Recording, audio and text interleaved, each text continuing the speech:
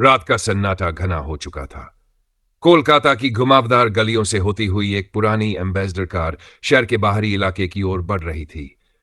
Driving seat पर विनिता मोहता बैठी थी, एक प्रसिद्ध इतिहासकार जिसे विरासत से जुड़े रहस्यों को उजागर करने में गहरी रुचि थी।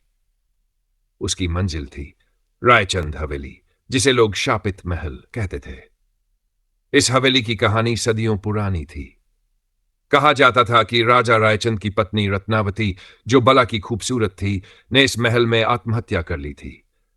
लेकिन कुछ लोग दावा करते थे कि उसे जिंदा दीवारों में चुनवा दिया गया था। तब से इस महल में अजीब घटनाएं होती आ रही थीं। कोई भी वहां रात बिताने की हिम्मत नहीं करता था। जैसे ही विनिता कार से उतरी, उसे हवेली की दहलीज पर अजीब सी ठंडक महसूस हुई। चारों ओर घना कोहरा था और चांदनी में महल की टूटी फूटी दीवारें किसी डरावने दैत्य जैसी लग रही थीं। विनिता ने अपने कैमरे और नोटबुक को कसकर पकड़ा और धीमे कदमों से अंदर बढ़ी। हवेली के अंदर गुप अंधेरा था। उसने टॉर्च जलाई और चारों ओर देखने लगी। दीवारों पर धूल जमी थी, फर्श पर पुराने फटे गलीचे बिखरे थे और छत से जाले झूल रहे थे। लेकिन सबसे डरावनी चीज थी वह विशाल पेंटिंग, जिसमें रत्नावती की आंखें चमक रही थी, मानो वे विनिता को घूर रही हों। विनिता ने एक गहरी सांस ली और आगे बढ़ी। तभी अचानक पीछे से दरवाजा धड़ाम से बंद हो गया। उसने पलटकर देखा, लेकिन वहां कोई नहीं था। उसकी टॉर्च की रोशनी कांपने लगी। उसे लगा जैसे किसी ने उसके कान के पास कुछ फुसफुसाया। विनिता। उसका दिल जोर से धड़कने लगा।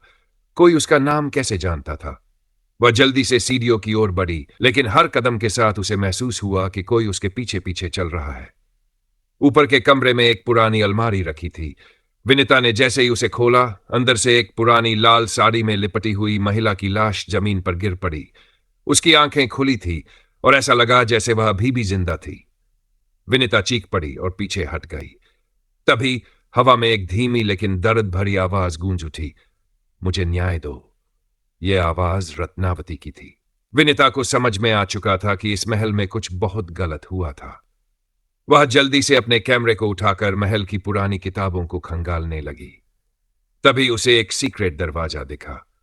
अंदर जाने पर उसे कुछ पुराने दस्तावेज मिले, जिनसे पता चला कि रत्नावती को राजा रायचंद ने जिंदा दीवारों में चुनवा दिया था, क्योंकि उसने किसी और से प्रेम किया था।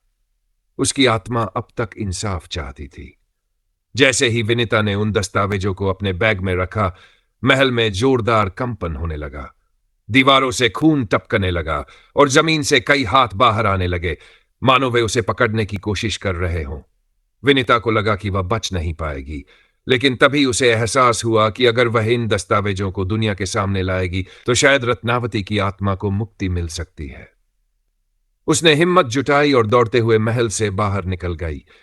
जैसे ही उसने हवेली की सीमा पार की, वह महल एक भयंकर गर्जना के साथ ध्वस्त हो गया। अगले ही दिन उसने अखबार में रायचंद हवेली की सच्चाई उजागर कर दी। लेकिन एक अजीब बात हुई। जब वह अपने कैमरे की तस्वीरें देखने बैठी तो उसमें कोई तस्वीर नहीं थी, सिवाय एक के। वह तस्वीर थी रत्नावती की, जो उसे देख रही थी और हल्के से मुस्कुरा रही थी। शायद उसे मुक्ति मिल गई थी, या शायद नहीं। स्क्रीन पर जमी थी, लौट आओ। ये शब्द उसकी आत्मा तक को कंपा रहे थे। हवेली तो ढह चुकी थी, लेकिन क्या कोई और रहस्य अब भी दफन था? अगली सुबह बिना समय गंवाए विनिता अपनी कार से रायचंद हवेली के खंडहरों की ओर निकल पड़ी। रास्ते में उसे महसूस हुआ कि कोई उसका पीछा कर रहा है।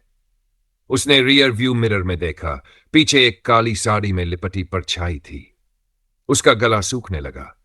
उसने कार की रफ्तार बढ़ाई, लेकिन जैसे ही वह खंडहरों के पास पहुंची, कार अपने आप बंद हो गई। घना कोहरा फैल चुका था। हवेली अब सिर्फ टूटी फूटी दीवारों का ढांचा थी, लेकिन विनिता जानती थी कि कुछ न कुछ यहां जरूर बाकी था। उसने अपने बैग से टॉर्च निकाली और उन तहखानों की ओर बढ़ी जहां उसे वो किताब मिली थी। हवा में एक अजीब सी सरसराहट थी, मानो कोई कानों में फुसफुसा रहा हो। अचानक जमीन पर पड़े मलबे में से एक सुनहरी चूड़ी चमकी। विनिता ने झुककर चूड़ी उठाई और तभी जमीन भयंकर कंपन से कांप उठी। सामने की टूटी दीवार में एक दरार पड़ गई और अंदर एक गुप्त तहखाने का दरवाजा खुल गया।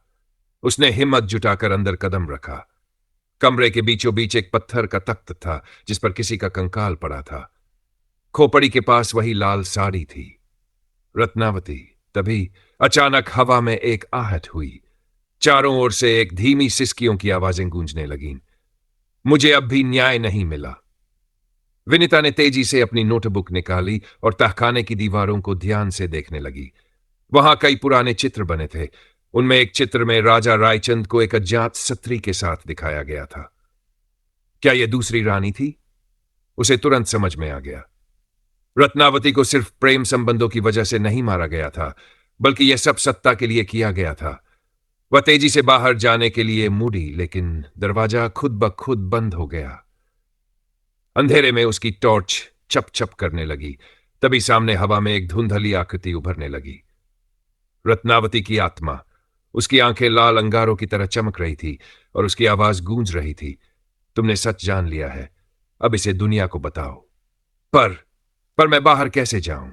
विनीता ने घबरा कर पूछा। सत्य ही द्वार खोलेगा। विनीता ने जल्दी से अपनी नोटबुक निकाली और पूरी कहानी लिखनी शुरू कर दी। जैसे ही उसने आखिरी शब्द लिखा, दरवाजा अपने आप खुल निकली। अचानक एक जोरदार धमाका हुआ और पूरा तहखाना धूल और आग के गुबार में तब्दील हो गया। 3 दिन बाद विनीता की रिपोर्ट अखबारों और टीवी पर छा गई। पूरे देश को पता चला कि रत्नावती को सिर्फ प्यार के लिए नहीं, बल्कि राजा रायचंद की सत्ता की रक्षा के लिए बेरहमी से मारा गया था। लेकिन कहानी यहीं खत्म नहीं हुई। रिपोर्ट छपने के कुछ दिन बाद विनीता की ईमेल में एक अनजान आईडी से एक मैसेज आया। धन्यवाद विनीता, अब मैं मुक्त हूं।